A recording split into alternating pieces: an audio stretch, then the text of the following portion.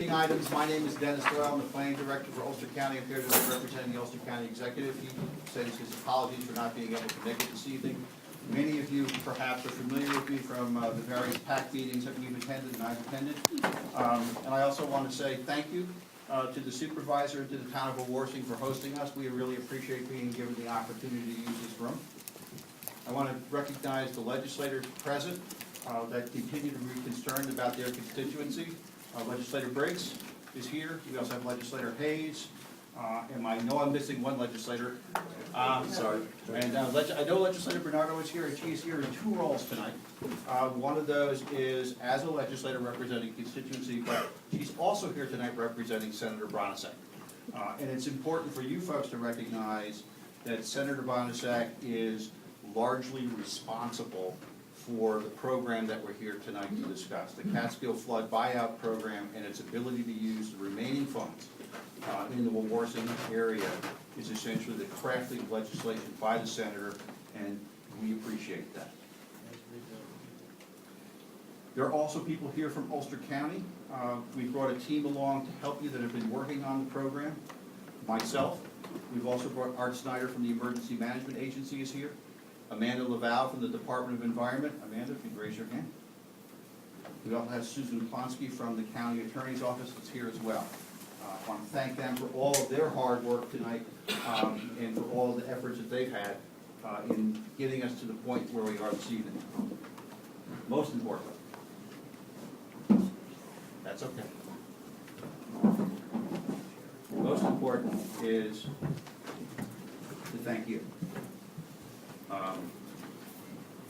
For the families and individuals that are here tonight because of the water that enters your home on almost a daily basis. I want all of you to know that the county executive recognizes that for far too long you've had to endure conditions that few beyond this room can understand. The county executive continues to pledge his attention to find and implement ways that allows those that no longer want the daily struggle of the seepage to escape. In implementing those solutions, he will not allow you nor others in Ulster County to be punished by having to absorb the costs for problems where others are responsible. Ulster County has moved rapidly to initiate implementation of the state program that is available and that we're here tonight to discuss. In addition, we continue to engage DEP on its offer of additional funding. I believe that we have reached what can be called an agreement in principle. And Ulster County will implement the use of DEP funds as an alternative for those homeowners that so wish. Note that DEP has additional processes and approvals needed before this implementation can occur. Before I turn the program over to Art Snyder, I want you to please understand that what we're discussing here tonight are the program rules that have been provided to us by the state of New York. And that one of the most important things as we look at alternatives for funding, whether it be DEP or others, is for you to fill out the application that we have put out if you no longer wish to remain in your home and you're seeking alternatives and you want to participate in the buyout. I cannot emphasize enough. You need to fill out the application so that we have an opportunity to find you an alternative to allow you to escape if that's what you want to do. To that extent, I brought additional copies of the application. I will put them on the table. And while I will not take any questions, I'll turn it over to Art. Well, most certainly we'll go through the program and then we'll take questions afterward. Thank you.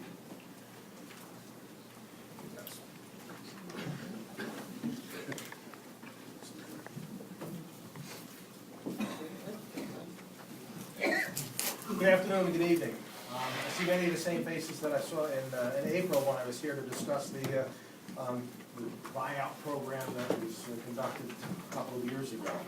And it's the result of that program, the funds that were unused in other counties that have created the fund for this part of the program. I'd like to just briefly go through the program. I'll only take about 15 minutes to do that, and then give you plenty of time to ask whatever questions you may have. First of all, some general things about the program. Approximately $3.6 million has been allocated for this program.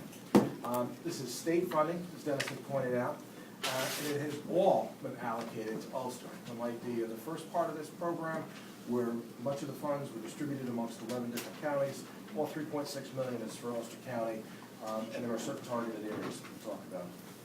Can't emphasize enough, this is a state program. The eligibility criteria was established by the state. The program will be administered by Ulster County, okay, with oversight from the New York State Division of Housing and Community Renewal. Dennis pointed out a couple of the folks that are here tonight that are on the county team. There are others. It's a rather large contingent that works on this on a regular basis. We have been working on it for a couple of months.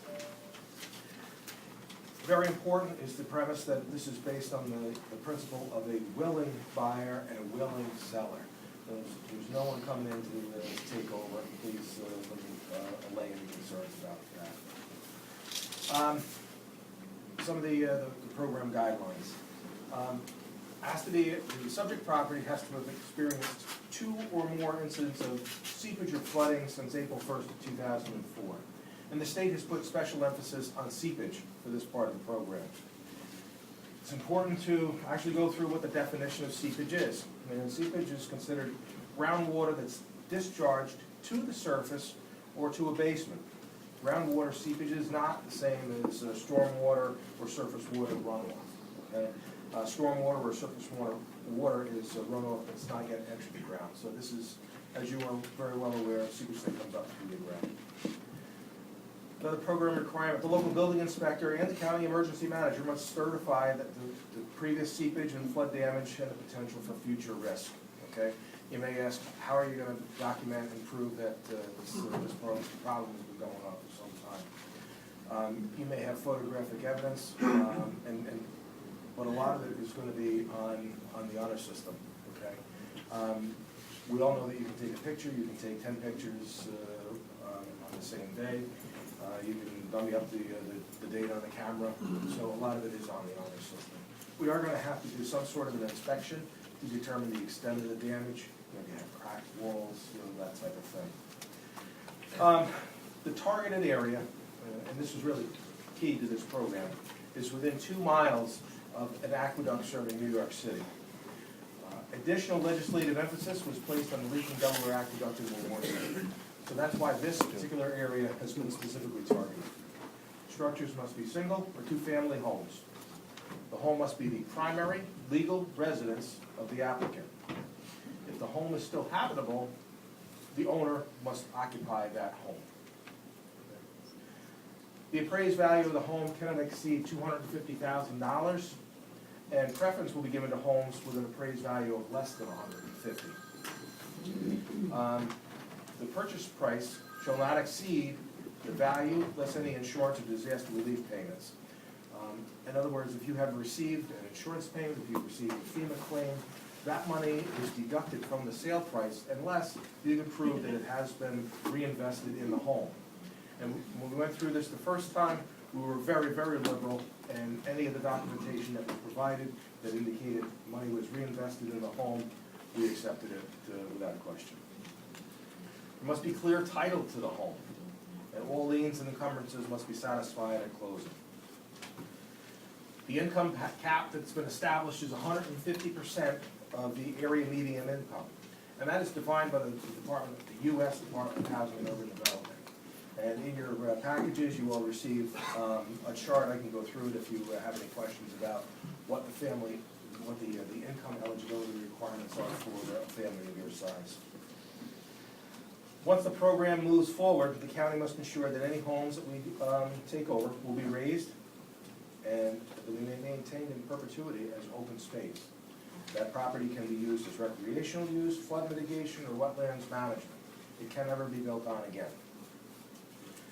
The county is responsible for insuring and maintaining the property after the purchase. However, the county does have the ability to sell the property, but the same caveats that I identified above are still holding. Whoever would buy the property cannot build on it.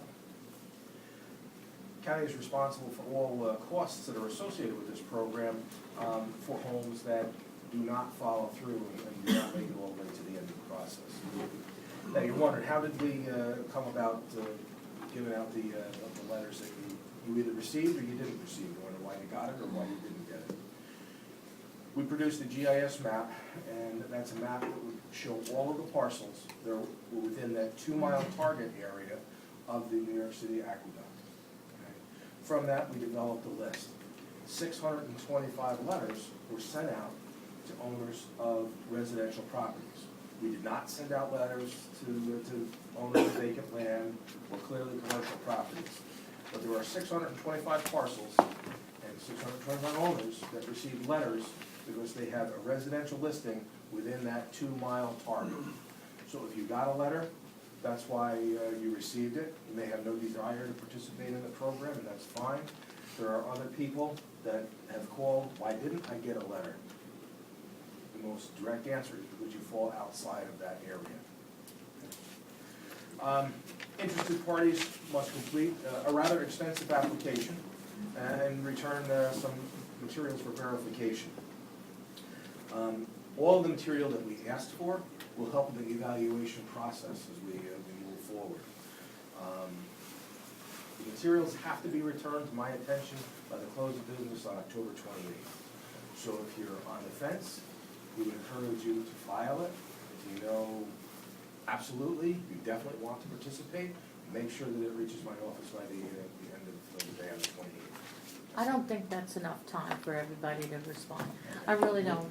We'll take questions Thank you. afterwards.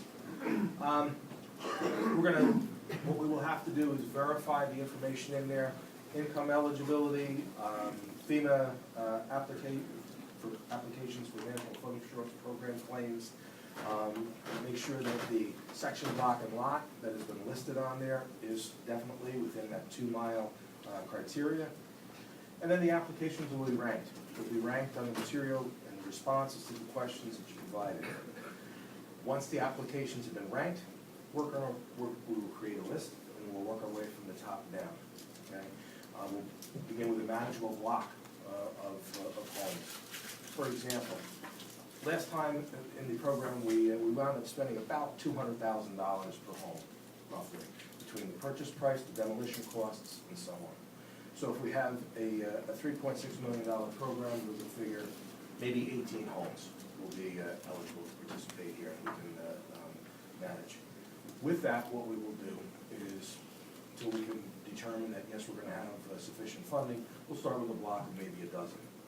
Then once we start moving our way through the process, we determine, okay, we do have enough money to move forward, we'll take another block, maybe another 3, 4, or 5, and we'll keep working our way down until the money is exhausted.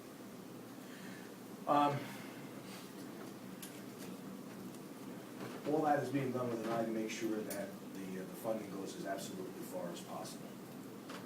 After that, what we'll do is, in that first initial block of homes, we'll take a look at the appraisals and title searches for the property. We've asked you to indicate your willingness to allow an appraiser to come in and appraise the home.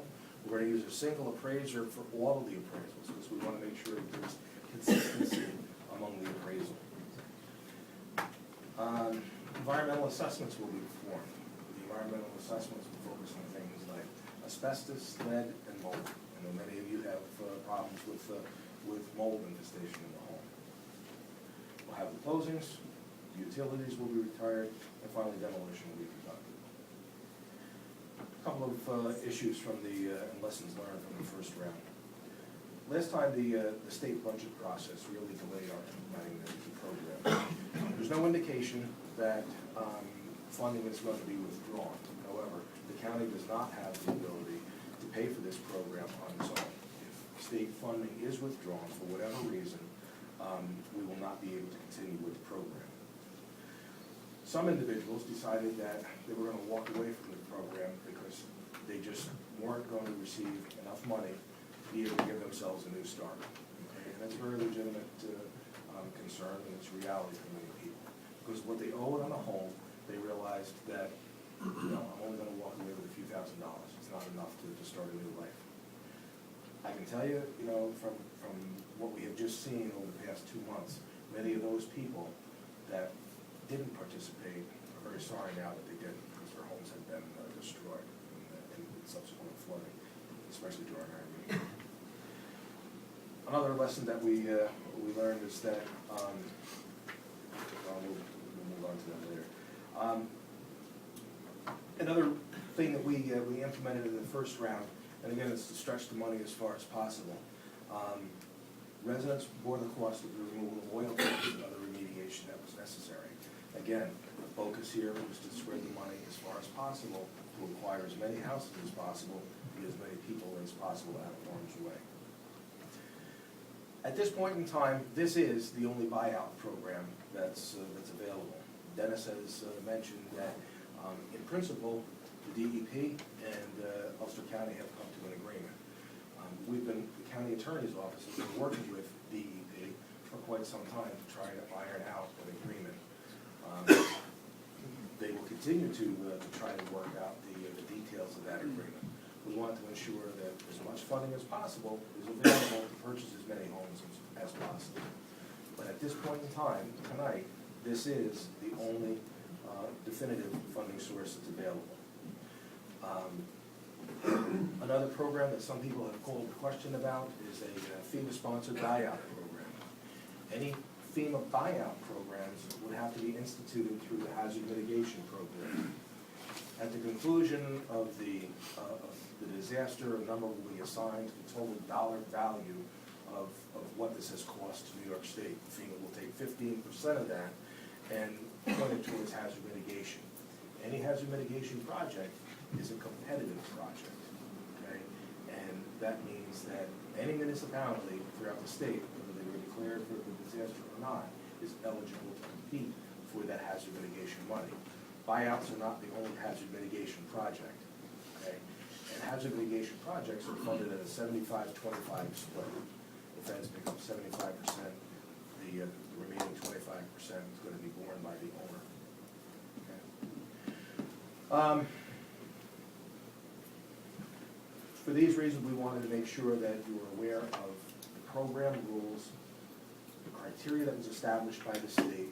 We want to give you plenty of time to ask questions about that. We want you to make your decision, and a decision to submit an application based upon the program that is available today. If other programs become available, we will let you know what they are, what the criteria is for those programs, and at the end of the day, we want to make all the money that's available go as far as possible so that we can purchase as many homes, get as many people out of a bad situation as we possibly can. It's really the conclusion of the remarks about the program itself. You've received the letters, you've received the applications. I know I fielded a lot of questions about it.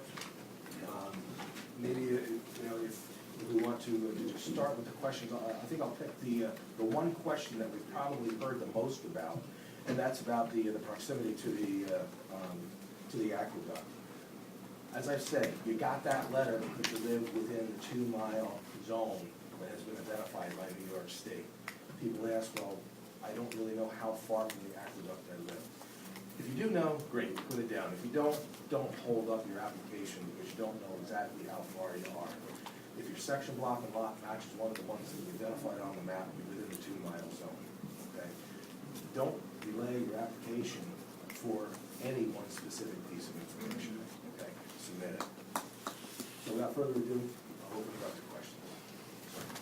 Yes, sir. My name is Dennis Kelly, and I'm one of the 35 homeowners who originally got money for sump pumps from New York City and ultraviolet systems.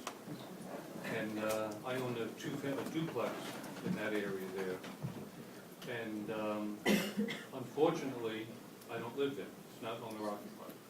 Now, in your letter I got, I see you said some things about there may be other money available. And if you earn more than 150% of the income, or if your house is worth more than 250,000, but nothing was mentioned about it not being owner occupied. We don't know what the criteria will be that will be established by any of these other programs. So in your particular case, unfortunately, you're not gonna be eligible for the state program because you don't live in the home. However, I would encourage you to submit the application. I already did. Okay, we'll keep it on file, and if one of these other programs allows a non-owner occupied use to be eligible, then you will fall into that pile. My name is Tom. Could you use the mic, please? You mentioned, there's $3.6 million in this fund right now, right? Correct, sir. Okay. Tom, could you turn that on, the mic? Just push it up. So, Okay. I understood before, that the state had around approximately $5 million in this fund, and the city was gonna put 3.7 with it. I don't know, it seems to me that this fund is kind of going downhill since beginning of time. The agreement that we received from the state of New York indicates $3.6 million, okay? If there are any other funding programs, they will come after that, and that will be part of a negotiated agreement. If the city kicks in money, I can't say what that number is going to be at this point in time.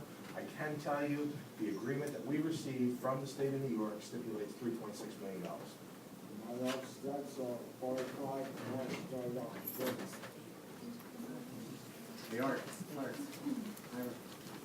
I'm Ira Stern, New York City. New York City is going to be matching the state funds, and we've been working with Ulster County on finalizing our contract between us. Would you speak up, please? Sure. My name is Ira Stern. I'm a regional manager with New York City DEP. New York City is going to be matching the New York State funds for this program. And we've been working, as Art just said, with Ulster County on a contract that will enable city funds to be used in this program. So, just so it's clear on how much money we're talking about, as per Tom's question. Again, we want to ensure that the funding that's available is spread as far as possible. How long do you anticipate the process will take of reviewing your applications and then choosing your initial block of homes to assess? The review will probably take several weeks, okay? We anticipate that we will receive a lot of applications. I will tell you that as of today, we received 20, okay? Mine's one of them. Okay, but what we will do is conduct a very careful, methodical review, make sure that people that have applied do meet the criteria for whatever programs are available, okay? And then we'll move forward from there.